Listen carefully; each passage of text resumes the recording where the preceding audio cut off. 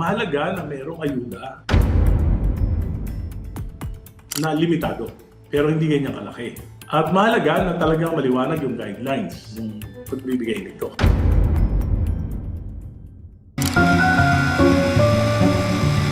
This is Truth on the Line.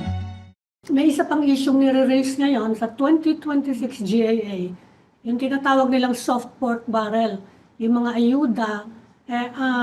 Ano po yung sentimiento nyo dyan sa isyong yan? Para sa akin po, mahalaga na mayroong ayuda na limitado, Yes. pero hindi ganyan kalaki. At mahalaga na talagang maliwanag yung guidelines ng pagbibigay nito. Kasi po, noong nakaraan, nasanay ng mga mamamayang Pilipino doon sa ginawa ng 2025 elections na kung saan yung AKAP parang pinamigay na parang pang-vote buying. So iniisip ng mga mamamayan ngayon na yung mga AKAP, AIX, TUPAD talagang dole out yan. Kaya lahat yan nag-aagawan. At yan po, sabi ko nga, wala naman talagang masyadong economic benefits except na siguro public spending dahil kakalat yung pera ng gobyerno sa mga tao. Pero hindi po walang long-term na epekto yan para sa pagunlad ng mga bawat pamilya at ng ating bansa.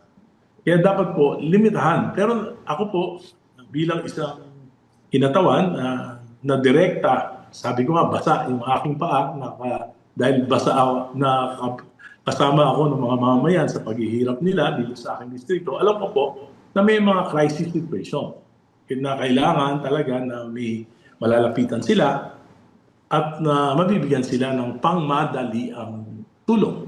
Mahalaga din po yung para sa akin, ang pinakamahalaga doon sa programa ng gobyerno, yun pong livelihood, yung Sustainable Livelihood Program, kung saan talaga namang minomonitor din ng mga departamento na mabibigyan ng puhunan at magiging sustainable yung kanilang mga negosyong maliliit. Mahalaga po yan na may ginagawa. Kaysa naman nakatanghod lang at nakatambay lang yung mga mamamayan natin.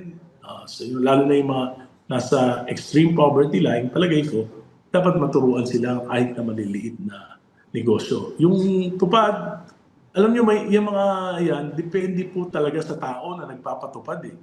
For example, yung tupad, dati po pinamimigay lang, nagwawalis isang dahon, 10 tao. Nung dito po sa aking distrito, ang ginawa ko, yung po mga college students na nahihirapang magbayad ng kanilang tuition fee, sila po yung beneficiary ko ng tupad. Pero may kapalit. Anong kapalit? Yung Sabado-Linggo, tuturuan nila yung mga hindi marunong bumasa sa mga public elementary school. So sila po yung tutor. So dalawa po yung nakikinabang na nakakapag-aral yung college students dahil meron silang, nababayaran sila ng tupad at natuturuan naman nila yung mga batang hindi marunong bumasa at sumulat. Asa implementation, yung mga tricycle drivers po, yan po underemployed. So ang ginawa ko po, sila rin yung beneficiary ng tupad. Pagkatapos po, ang trabaho lang nila, 2 oras, araw-araw, susunduin nila yung mga estudyante libre sa mga public schools at ihatid nila sa kanilang mga tahanan o sa paaralan. So depende talaga po yan sa pag-i-implement. Dapat lang po talaga may maliwanag na guidelines at may maliwanag na monitoring.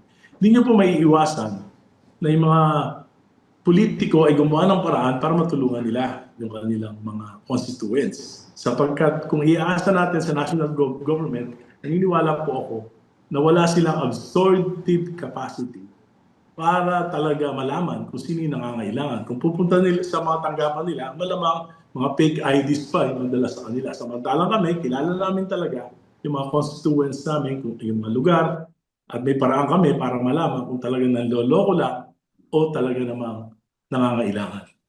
Congressman, yan ang ini-issue dyan kasi wala namang issue dun sa ayuda. No? Everybody believes naman na talagang maraming pangangailangan mga taong bayan natin, maraming naghihirap. Yan ang pinag-uusapan ngayon, yung guarantee letters. In fact, sinabi nga ng Malacanang wala na daw politiko na pwede lumabas sa yung actual distribution. Actually, okay lang yun. Ako naman po, hindi ako lumalabas Yung actually wala, mali po yung yung nagbibigay. Talaga namang walang lumalabas.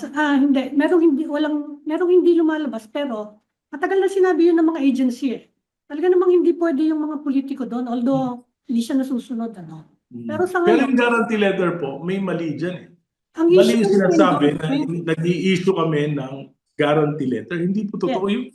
Hindi po totoo yun. Nagbibigay kami ng recommendation. Pupunta sa amin yung isang tao, tapos may mga staff po kami sa district office na mini-maintain na parang social worker. Tinitingnan po talaga kung may pangangailangan at tinuturuan namin sila ng kumuha ng mga tamang requirements. Pagkatapos po, ini-endorse namin together with the requirements sa DOH. Tapos yung DOH po, ang nagde-determine kung paano nila bibigyan ng tulong yung mga constituents namin. Dalawa po kasi yan, sa private hospital at sa public hospital. Pagka public hospital po, mas madali dahil tatawagan lang ng DOH yung mga public hospital. Mahirap pagka private. Kailangan unang-una, papayag yung mga private hospital na tumanggap ng guarantee letters dahil karaniwan po ang reklamo ng mga private hospitals, nako, isang taon na, hindi pa sila nababayaran ng DOH. yun na nga. Anong makikita niyong compromise? Kasi sinabi ni Sherwin Gatchalian eh. It's Hindi, also- ako po, ang sa akin, di subukan nila. Tingin ko po, magkakaproblema sila kapag dedirekta na, kasi po dyan sa DSWD, nakikita ko po yung opisina, yung nagdidirekta sa DSWD, alas 5 ng hapon, nakapila na yung mga senior citizens. Natatapos po sila alas 10 ng umaga. Doon na natutulog.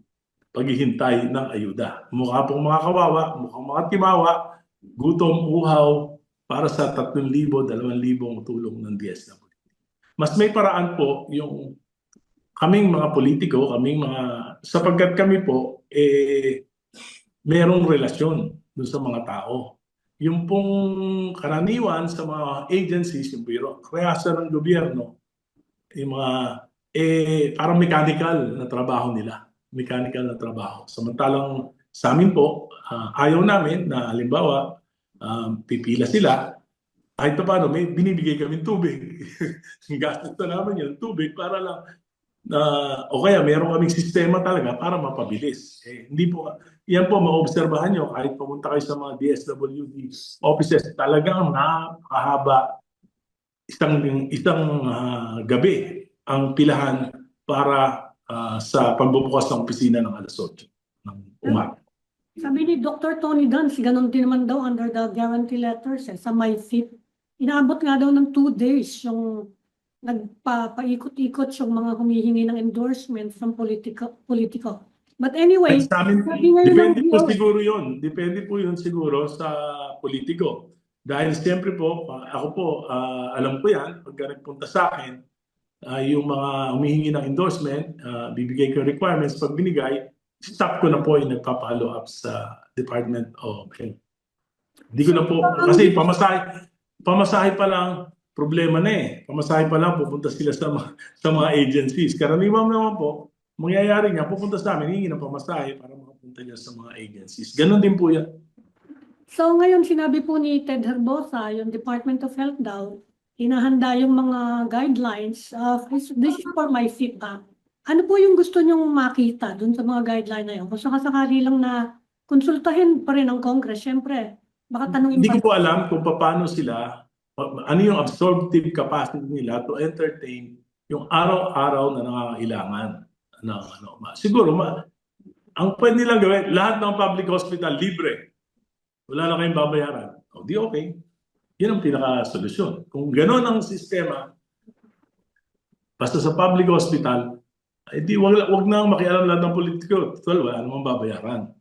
Pero alam niyo po, yun sa katotohanan, pag nagpunta sa public hospital, meron pa rin binabayaran. Kaya nga po, nagmamakaawa sa amin yung mga constituents na pwede ba, padagdagan nyo naman from 30,000 to 50,000 to 100,000 o yung bill namin, yun ang bill ng mga public hospital. So, tulong lang po yun, hindi yun yung libre talaga. Kaya nga sabi ko, kaya po ang nangyayari, pupunta halimbawa sa isang politiko, sa congressman, magbibigay ng 20,000, sa GL, magre-rekomenda, pupunta sa mayor, magre-rekomenda rin yung mayor ng 20,000, pupunta sa senador,